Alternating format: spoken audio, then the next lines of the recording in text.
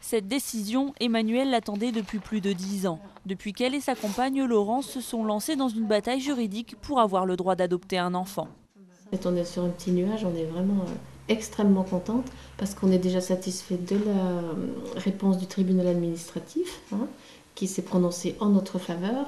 Et puis on est encore plus satisfaite du fait que le Conseil général a fait savoir qu'il ne ferait pas appel de ce jugement et que donc il nous délivrerait bien l'agrément. C'est en 1989 qu'Emmanuelle fait une demande pour obtenir l'agrément d'adoption en tant que célibataire, sans pour autant cacher son homosexualité et l'existence de sa compagne.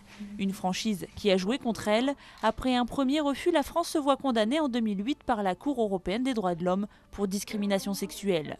Pour autant, elles essuieront un nouveau refus de la part du Conseil général l'année dernière. Malgré ces 10 ans de lutte, les deux femmes se défendent d'être des militantes actives. Ce qu'elles veulent avant tout, c'est être mères.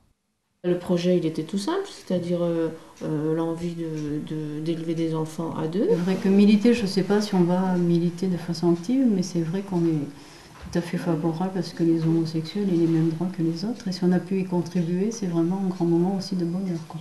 Pour leur avocate, au-delà de la lutte pour les droits des couples homosexuels, cette décision met surtout en lumière l'archaïsme du droit français en matière d'adoption. Elle permet de réouvrir le débat de l'adoption par les couples de concubins ou les couples de pacsés, qu'ils soient hétérosexuels ou homosexuels. J'explique pourquoi.